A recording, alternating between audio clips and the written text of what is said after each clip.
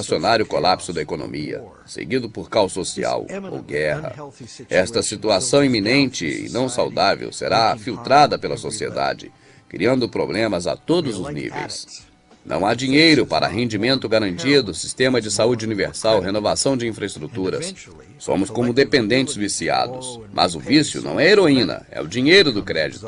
E, eventualmente, a nossa capacidade coletiva de pedir empréstimos e reembolsar tanto crédito torna-se exaustiva. Isso cria, então, uma constante necessidade pela expansão do crédito a novos mercados.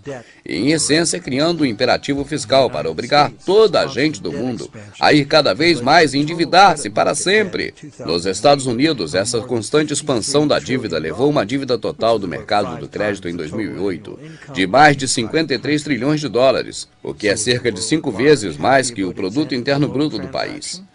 Então, o mundo, no seu geral, está contente com o final da transação dos empréstimos? Provavelmente não. Mas o mundo, no seu geral, quase não tem consciência da origem desses problemas. O sistema ilusório de falsificação e o controle oculto que é o sistema bancário moderno.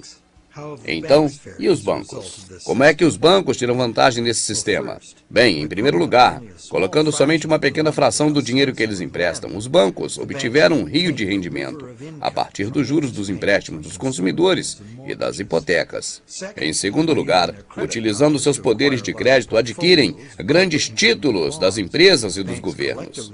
Ou seja, os bancos apropriam-se do controle dos governos e das empresas. E em terceiro lugar, devido a inevitáveis faltas de pagamento, os bancos ganham títulos legais de propriedades reais em volta do mundo todo. E, finalmente, se o pior acontece, se os mutuários têm falhas em massa, causando aos bancos imensas perdas, os governos são forçados a salvar os bancos, com resgates multibilionários para salvar o sistema financeiro. E com o que é que são financiados estes resgates? Adivinhou? Mais dívida de impostos. Dívida. Esse sistema está muito bem formulado. E a maioria das vítimas não tem conhecimento disso. Se está agora pensando que deveria haver uma lei para isso, existe um conjunto de leis que faz com que tudo isso seja legal. É importante que você reveja esse segmento novamente e até os outros segmentos também, caso você não entenda bem o que foi dito. Porque a questão da economia mundial é complicadíssima. Eles fazem dessa forma para que a gente não os alcance. Então é proposital, mas é muito importante nós sabermos. Assim pode assistir 2 vezes, 3 vezes, 4 vezes, porque quanto mais vezes você assistir esse DVD, mais informações e mais a sua mente vai estar clarificada quanto às questões da economia mundial. E os bancos, eles, na verdade, não repõem todo o dinheiro que nós fabricamos para eles a partir do nada, quando nós criamos dívida com eles. Não. Eles, na verdade, usam esse dinheiro para investir em outras questões a um nível muito mais acima, onde nós não alcançamos. Ou seja, 95% ou mais do dinheiro que fabricamos a partir do nada, para eles, quando contraímos dívidas, esse dinheiro não volta para a sociedade. Apenas uma pequena parcela é que os bancos colocam realmente no mercado, principalmente a parcela em que a pessoa recebe para poder pagar o bem de consumo que a pessoa vai comprar após pegar aquele empréstimo que contraiu naquela dívida que fez para eles bastante dinheiro, você está entendendo? Agora, já que os bancos não conseguem muitas pessoas para pegarem emprestados, porque essas pessoas estão com o nome no Serasa, porque essas pessoas estão com dificuldades, eles vão tentando criar cada vez mais métodos para poder a pessoa restabelecer o crédito. Por isso, taxaram de 5 anos o período para que a pessoa possa ficar inadimplente e depois zere novamente, porque eles precisam desses clientes. E se você observar um fato interessante, presta atenção. Há muito tempo atrás, assim, há uns 40 anos atrás, era muito difícil pegar um empréstimo no banco.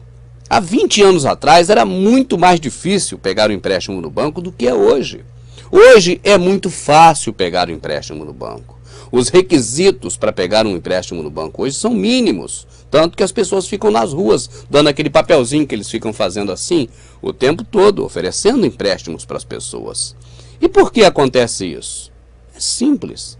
É porque nós estamos no final do ciclo. E no final de um ciclo, quando vai haver um boom geral da economia, há necessidade de realimentar o sistema e continuar realimentando para que adie o máximo possível esse boom, essa explosão no final do ciclo econômico, que ocorre de tempos em tempos, como nós vimos no segmento anterior e ainda neste segmento também, quando nós analisamos neste segmento o processo individual de cada empréstimo, que ele vai sendo quitado e tem que ser criado outro, quando nós vimos aqueles gráficos um em cima do outro. E mesmo assim chega uma hora que não há como segurar. E quando não dá mais para segurar, já dizia o poeta, explode coração. Neste caso, quando não dá mais para segurar, explode. Um método fácil para poder se conseguir reequilibrar a sociedade mundial. A guerra. Nós estamos no final do ciclo. É só você observar que você vai ver. E a guerra é iminente. Não vou nem entrar em detalhe de guerra aqui, porque Fidel Castro já veio na televisão esses dias, na mídia, na imprensa, falando sobre isso. E o Hugo Chávez já está alertando isso há muito tempo. E os Estados Unidos já estão lá no Irã. E tudo está acontecendo muito rápido, não vou nem entrar. Mas é bom sempre lembrar que essa questão da economia mundial está baseada no dinheiro fabricado a partir do nada, né? É exatamente porque nós respaldamos isso através das leis que os nossos representantes aprovam nos congressos do planeta. Eu disse aqui os nossos representantes, mas sabemos que na verdade representam seus patrões. Eu comecei aqui esse DVD dizendo que há uma frase popular: quem pode manda, quem tem juízo obedece. Quem manda, quem tem dinheiro. Quem tem dinheiro, aquele que nós damos dinheiro para eles, contraindo dívidas. Os banqueiros, os Illuminati, os senhores do mundo. Neste segmento que vamos entrar agora desse desenho animado maravilhoso, nós vamos então entender como as leis funcionam e por que as leis respaldam toda essa safadeza que está aí.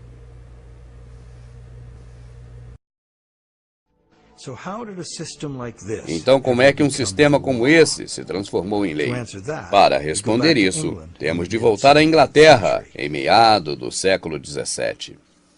Quando roubar se torna um modo de vida para um grupo de homens que vivem na sociedade, eles criam para eles mesmos, ao longo do tempo, um sistema legal que o autoriza e um código moral que o glorifica. Frederick Brait, economista político.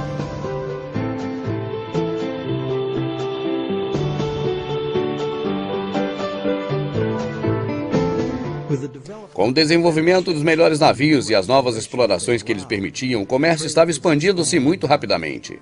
E para desenvolver o comércio, especialmente entre grandes distâncias e períodos de tempos, os contratos escritos eram cada vez mais importantes e eram mais sofisticados. Sob a lei comum inglesa, que já havia estabelecido há muito tempo, um contrato só poderia ser real se algo de real substância fosse trocado. Uma transferência de bens ou direito de propriedade era a coisa real das trocas. E era isso que os tribunais avaliariam como sendo justos, não somente as palavras do documento. Os contratos, onde não haviam trocas de valores consideráveis, ou seja, bens reais, direitos e propriedade, era avaliado como sendo vazio, e por isso não era considerado real pelo tribunal. Então, um contrato em que o mutuário dá como garantia um carro que não possui, em troca de uma promessa de pagamento de um banco, nem sequer seria qualificado como um contrato real. Não seria legalizado por nenhum tribunal da lei comum da época. Bem como na eventualidade de uma disputa de contrato. Sob a lei comum, somente alguém que entregou os bens é que tem o direito de processar um tribunal pelo cumprimento do contrato pela outra parte.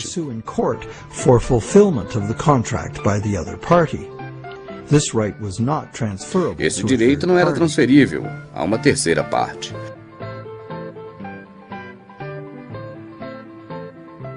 Quando os primeiros comerciantes começaram a ir pessoalmente nas expedições com os bens que iam comercializar, eles compravam esses bens no seu país com a sua moeda local e vendiam-nos nas moedas estrangeiras, nos destinos distantes. Então, depois compravam bens estrangeiros com dinheiro estrangeiro e traziam esses bens para os seus países e vendiam-no pela sua moeda local. Muito simples. Mas à medida que o comércio se tornava mais sofisticado, os comerciantes inclinavam-se mais a ficar no seu país e contratavam navios para entregar as suas mercadorias. Isso deu liberdade aos comerciantes para importarem bens estrangeiros entre destinos diferentes, sem terem de vir ao porto do seu país.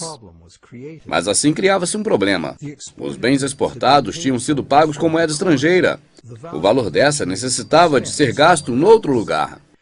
Mover o dinheiro sob forma de moeda criava um alto risco de roubo, bem como as leis parciais dos câmbios das moedas em países diferentes.